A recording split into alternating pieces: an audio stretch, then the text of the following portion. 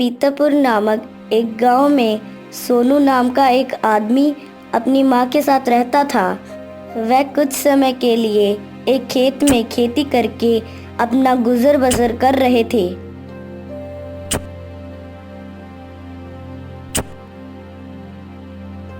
अरे, तुम कितने दिन ऐसे ही अकेले रहोगे? अब तो शादी कर लो। क्या तुम्हें कोई लड़की पसंद नहीं? अगर तुम किसी को पसंद करते हो तो मुझे बताओ, मैं उसी से तुम्हारी शादी करा दूंगी। पसंद या नापसंद ऐसी कोई बात नहीं है माँ। अब मुझे खेत जाना है।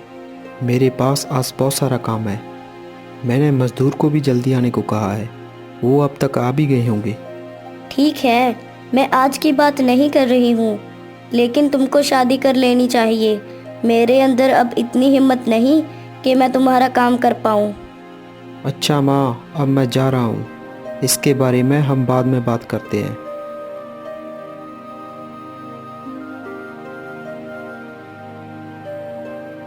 सोनू काम संभालने के लिए खेत चला जाता है। इसी बीच सोनू की मौसी वहां आ जाती है। अरे मीना, घर पर सारा काम हो गया क्या? तुम जल्दी आ गई। अरे, मैं बहू को घर किस लिए लाई हूँ? वही सारा काम संभालती है। अगर मैं घर पर काम करती हूँ तो उसे अच्छा नहीं लगता। कितनी भाग्यशाली हो तुम मीना। तुम्हारा बेटा मेरे बेटे से छोटा है, फिर भी तुमने उसकी शादी कर दी। अब घर का कोई काम तुम्हें नहीं करना पड़ता। और मुझे देखो। सुनो, अच्छा रिश्ता देखकर तुम भी अपने बेटे की शादी कर दो। गंगापुर में एक रिश्ता है, उसको मैं जानती हूँ।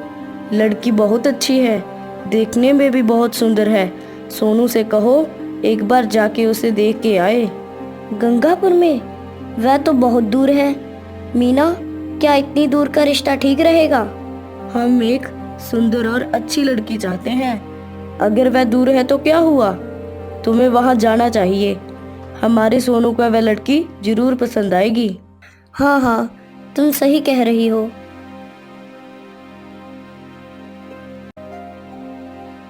सोनू उस शाम खेत का काम खत्म करके घर आता है। हाँ, वैसे भी 2-3 दिन में खेत का काम पूरा हो जाएगा।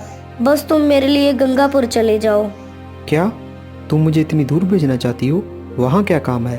कुछ नहीं, एक रिश्ता आया है। बहुत पढ़ी लिखी लड़की है और सुंदर भी है। अरे माँ, लगता है जब तक मेरी शादी नहीं हो जाती तुम नहीं मानोगी। ठीक है, जैसा तुम कहो। मैं 4 दिन के बाद जाऊँगा और मिलकर वापस आ जाऊँगा। सुनो, जिस रास्ते से तुम जाओगे वहाँ तुम्हारे चाचा भी रहते हैं। एक बार उनसे भी जरूर मिल लेना। हाँ हाँ, तुम हमेशा बताती थी कि मेरे चाचा गंगापुर में ही रहते हैं। मैंने उनको अब तक देखा नहीं है। अगर उसी रास्ते से जाना है तो मैं एक बार उनसे ज़रूर मिलूँगा। हाँ, वो एक बार यहाँ आए थे, लेकिन तब तुम बहुत छोटे थे। उसके बाद वो अभी तक नहीं आए। बहुत पढ़े लिखे हैं। उनसे मिलो तो उन्हें घर आने को कहना। ऐसे ही 4 दिन के बाद। तुम गंगापुर जा रहे हो ना? जल्दी निकलना, अच्छा मुहूर्त है। लड़की के पिता का नाम रामचंद्र है। गंगापुर में तुम किसी से भी पूछोगे, वह तुम्हें बता देंगे। अच्छा, अगर मैं अभी चला जाऊँ? वहाँ मैं कल सुबह तक पहुँच जाऊँगा। मैं इतनी दूर तो जा ही रहा हूँ, लेकिन अगर मुझे लड़की पसंद नहीं आई तो मैं मना कर दूँगा। ठीक है? अभी से ऐसी अशुभ बातें क्यों कर रहे हो? चलो जाओ।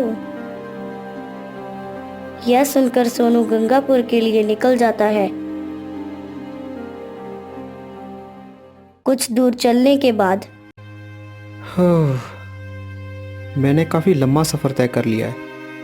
अब मैं कुछ देर के लिए यहीं आराम कर लेता हूँ और खाना भी खा लेता हूँ। यह सोचकर सोनू अपने साथ लाया खाना खाने लगता है, अपने साथ लाया ताज़ा पानी पीता है और अपनी यात्रा वापस शुरू करता है। इसी दौरान, अरे, इतनी दूर से पानी लाना मेरे बस की बात नहीं है। काश हमारे आसपास एक कुआं होता तो हम उसमें से अच्छा पानी ले लेते। हाँ, अगर कुआं होता तो कितना अच्छा होता। मुझे उस सोहन से यह पानी खरीदना पसंद नहीं है। वैसे मैंने कभी सपने में भी नहीं सोचा था कि एक दिन ऐसा भी आएगा कि पानी खरीद कर पीना पड़ेगा। हमारा आधा दिन पानी लाने में और बाकी का दिन काम करने में ही निकल जाता है। अगर हमारे आदमी गांव से 10 मील दूर चले जाएं तो उन्हें काम मिल सकता है। हाँ, यहाँ 10 मील तक तो कोई जगह खेती करने लायक नहीं। हम केवल बारिश पर निर्भर रहकर फसल नहीं उगा सकते और यह भी तो नहीं पता कि बारिश कब होगी। अरे हम तो यह भी नहीं जानते कि होगी या नहीं। इस तरह जीने का क्या मतलब है? लेकिन ये तो हमारी रोज की कहानी है। आज क्या नया है? इसी बीच सोनू कुछ समय की दूरी तय कर चुका था।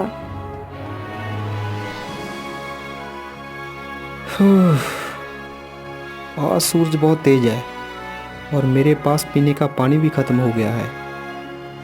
लगता है कोई पानी लेकर आ रहा है। चलो उनसे पूछता हूँ थोड़ा पानी देने के लिए। सोनू उन दोनों लड़कियों के पास गया। सुनिए, मेरी बात सुनिए। जो पानी मैं अपने साथ लाया था वो ख़त्म हो गया है। क्या आप इस कटोरी में थोड़ा सा पानी डाल सकते हैं? मैं उससे अपनी प्यास बुझा लूँगा। हे भगवान, आप वो मांग रहे हैं जो आपको इस गांव में नहीं मांगना चाहिए। हम आपको यह पानी नहीं दे सकते। हम इसे दूर से खरीद कर लाए हैं। एक घड़ा 2 रुपये का है। तुम क्या कह रही हो? तुम्हें पानी खरीदना पड़ता है? यहाँ पानी बिकता है? कमाल की बात है। क्यों नहीं बेचेंगे? मुझे लगता है आप इस गांव में पहली बार आए हैं। आपको यहाँ 10 मील तक पानी की एक बूंद भी नहीं मिल सकती है। अगर आपको प्यास लगी है तो यहाँ से 5 मील दूर सोहन की दुकान है। आपको जो भी चाहिए वहाँ से मिल जाएगा, लेकिन आपको असल दाम से ज़्यादा पैसे देने पड़ेंगे। पानी भी उसी की दुकान से खरीद लीजिए। सच में? कौन है वो महान आदमी जो पानी बेचता है? और वो खुद पानी कहाँ से लाता है जहाँ से आप लोगों को नहीं मिल सकता? क्या उसने कोई तंत्र मंत्र सीखा है? पूरे गांव में सबसे अच्छे पानी का कुआं उस सोहन के घर में ही है और कहीं भी अच्छे पानी का कुआं नहीं है। खुदाई के बाद भी पानी की एक बूंद कहीं भी नहीं मिली।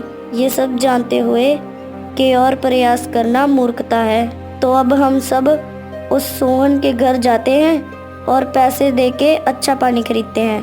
ठीक है, मैं अभी उस सोहन के घर जाता हूँ और पानी खरीदता हूँ, लेकिन वहाँ पहुँचने के लिए मुझे कम से कम 5 मील पैदल चलना पड़ेगा। मुझे उसके लिए ताकत चाहिए।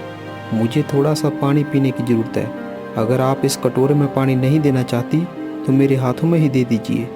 मैं उससे ही अपनी प्यास बुझा लूँगा। सोनू हाथ में पानी लेता है और उनके द्वारा दिए गए पानी को पीता है और उस सोहन के दुकान की ओर चल देता है।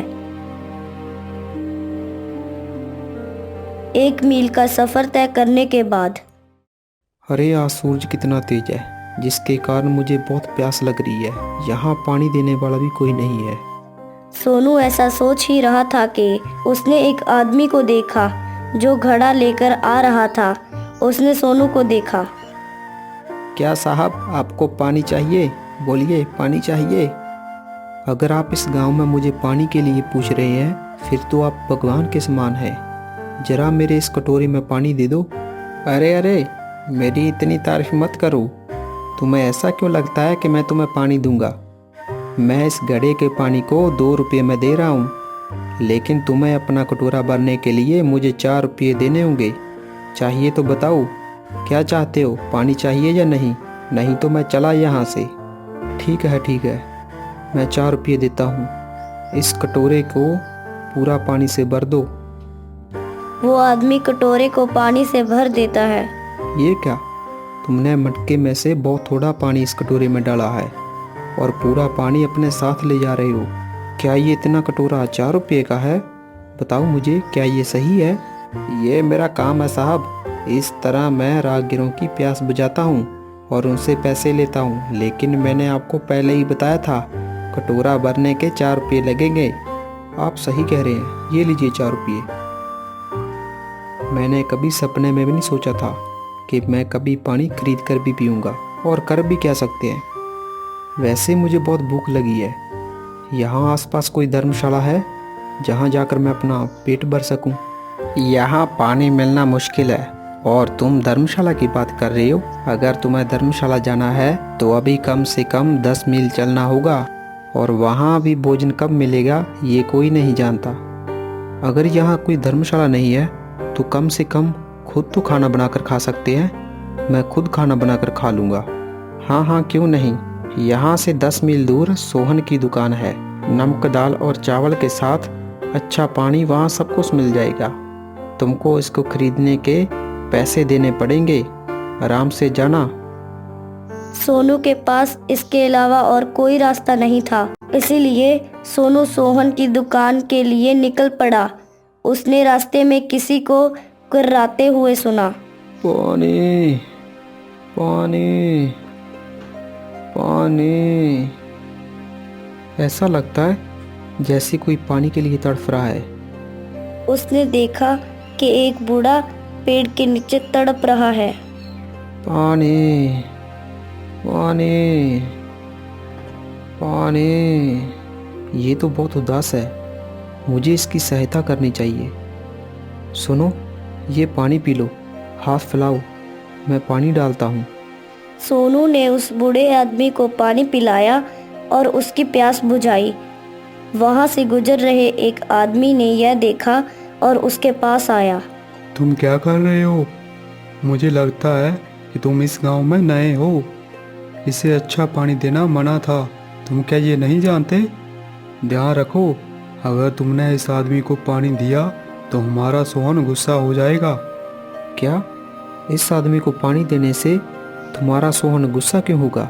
देखो, ये प्यास से कैसे तड़फ रहा है। इस बूढ़े आदमी ने गांव के सभी लोगों को धोखा दिया है। अगर तुमने इस बूढ़े आदमी को पानी दिया तो तुम्हें सजा मिलेगी। ध्यान रखना, समझ गए? इस बूढ़े आदमी की ऐसी दुर्दशा का क्या कारण है, मुझे बताओ। दरअसल इस बूढ़े आदमी ने इस गांव के सभी लोगों को ठगा है। चारों तरफ बंजर जमीन है। प्यास के लिए तुम दूर से ताज़ा पानी ला रहे हो। अगर जैसा मैंने कहा है तुम वैसा करोगे तो ये गांव जल संकट से मुक्त हो जाएगा। अच्छा, लेकिन सोहन ने कहा है इस गांव में कहीं भी पानी नहीं मिलेगा। इसके अलावा हमने कई जगह खुदाई भी की है, लेकिन कहीं पानी नहीं मिला। फिर तुमको कैसे पता कि पानी मिलेगा? मेरी बात ध्यान से सुनो। यहाँ मैं कहता हूँ वहाँ खुदाई करो और देखना पानी जरूर मिलेगा। यह सुनकर सोहन वहां पहुंच जाता है। तुम किस बारे में बात कर रहे हो? हमने गांव की हर जगह को देख लिया है, कहीं भी पानी मिलना मुश्किल है। अब अगर तुम नई नई बातें बताओगे तो यहाँ तुम्हारी बातें सुनने वाला कोई नहीं है। मैं जो कह रहा हूँ वो सच है साहब। आप मेरी बात मान के तो देखिए। जहाँ मैं कहता हूँ वहाँ खोदिए, पानी जरूर मिलेगा। ठीक है, हम वहीं खोदेंगे जहाँ तुमने कहा। अगर वहाँ पानी नहीं मिला तो तुमको उसी अनुसार सजा दी जाएगी। अगर सहमत हो तो बोलो। मैं सहमत हूँ सोहन। मैं ठीक ठीक बता सकता हूँ कि पानी कहाँ मिलेगा। चाहे तो मुझसे वादा ले लो। ठीक है, जहाँ तुमने कहा अगर वहाँ पानी मिला तो मैं तुम्हें 100 रुपये दूंगा, नहीं तो इस इलाके में कोई तुमको पानी नहीं देगा। ठीक है, हम दोनों चलते हैं। मुझे दिखाओ कि पानी कहाँ मिलेगा। सोहन गांव के लोगों की जगह बूढ़े आदमी के साथ अकेला जाता है। बूढ़ा आदमी कहता है कि पानी इस जगह मिलेगा, लेकिन सोहन ने बूढ़े आदमी की बताई गई जगह के अलावा कहीं और खोदने का आदेश दिया। अब क्या? तुमने कहा था कि इस जगह पानी मिलेगा, लेकिन यहाँ कोई पानी नहीं है। गांव वालों की सारी मेहनत बेकार गई। अब तुम्हें सजा दी जाएगी। मैंने इस जगह खुदाई करने को नहीं बोला था। मैंने जो जगह बताई थी तुमने उस जगह के अलावा कहीं और खोदा, इसीलिए पानी नहीं मिला। असली जगह उस जगह से 100 फीट दूर है। वो बूढ़ा आदमी कुछ भी कहे, सोहन बिना सुने गांव के लोगों को गुमराह कर देता है। अगर आज से इस बूढ़े आदमी को किसी ने खाना पीना दिया तो उसे मेरी दुकान से कभी कोई सामान नहीं मिलेगा। उस आदमी ने सोनू को जो हुआ था वह सब बता दिया। इस बूढ़े आदमी को गांव के साथ धोखा करने की सजा मिल रही है। इसी बीच 2 आदमी वहां खाली बर्तन लेके आ गए। वे पता लगाने आए थे कि वहां क्या चल रहा है। आधा घंटा पहले सोनू के कुएं में किसी की मौत होगी। हमें इसकी जानकारी तब मिली जब हम पानी पीने के लिए गए। एक ही कुआं था और वो भी बंद। क्या करे भगवान। लेकिन तुम क्या कर रहे हो इस बूढ़े आदमी के पास? एक दिन तुम्हें पता चलेगा कि तुम कितने बड़े मूर्ख हो। ये बूढ़ा आदमी कोई साधारण आदमी नहीं है। ये एक क्षेत्र है। यही है जो आपके गांव को बचा सकते हैं। सोहन यह जानकर गुस्से में आ जाता है कि सोनू ने बूढ़े आदमी को पानी दिया है। इस बूढ़े आदमी को गांव में पानी देने से मना किया था। ये जानते हुए भी तुमने इसको पानी क्यों दिया? तुम्हें इसकी कीमत चुकानी पड़ेगी। तुम्हें पता है क्या? जानते भी हो क्या? मुझे पता है। मैं वहाँ खुदाई करूँगा जहाँ ये बूढ़ा बता रहा है। अगर पानी नहीं मिला तो तुम मुझे कुछ मत देना, लेकिन अगर पानी मिल गया तो मैं तुम्हें 1000 रुपये दूंगा। क्या तुम सहमत हो? जवाब दो। मैंने पहले ही खोदा था लेकिन पानी नहीं मिला। अब दोबारा नई परीक्षा देने की ज़रूरत नहीं है। मुझे तुम्हारे 1000 रुपये नहीं चाहिए। तुम यहाँ से जाते हो या नहीं? क्या तुम्हें इस बूढ़े आदमी के अतीत के बारे में नहीं पता? मुझे बताओ कि क्या मेरी शर्त तुम्हें मंजूर है? मैं ये सब इस गांव की बेहतरीन के लिए कर रहा हूँ। मुझ पर भरोसा करो। तो गांव में हर कोई ऐसी जगह ढूंढने के लिए राजी हो जाते हैं कि पानी मिलेगा और वह कुआं खोदने लगते हैं। साहब, आप मुझे बताइए किस जगह पानी मिलेगा। मैं वहीं खुदाई शुरू करूँगा। बोलिए। कहीं और क्यों? मैं जहाँ हूँ वहीं खोदो। 20 फुट खोदने पर पानी मिलना तय है। खोदो। यहाँ बूढ़े आदमी ने कहा था। उन्होंने वहीं खोदा। वहाँ 20 फुट खोदने से पहले ही पानी मिल गया। इसे देखकर गांव के सभी लोग बहुत खुश हुए और वहाँ एक कुआं बना दिया। देखा, इस सोहन ने आपको अपने कारोबार के लिए ठगा है। ये कितना घिनौना काम कर रहा था। ये आपके भोले बंद का फायदा उठाकर आपको पानी तक बेचता रहा।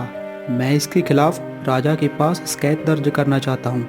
या फिर आप ही बताइए कि इसे कौन सी सजा दी जाए। आप लोग ही बताइए। कोई और सजा क्यों? इतना ही काफ़ी है कि हमारे गांव को पानी देने वाले इस भगवान समान बूढ़े आदमी ने जो सजा सही है, इतनी परेशानी उठाई है, वही सजा हम सोहन को देंगे। उस दिन के बाद से किसी ने सोहन को पानी या खाना नहीं दिया और उसे गांव के लोगों ने उसे वैसे ही सजा दी जैसी बूढ़े आदमी को मिली थी। बाद में सोनू गंगापुर पहुंचता है।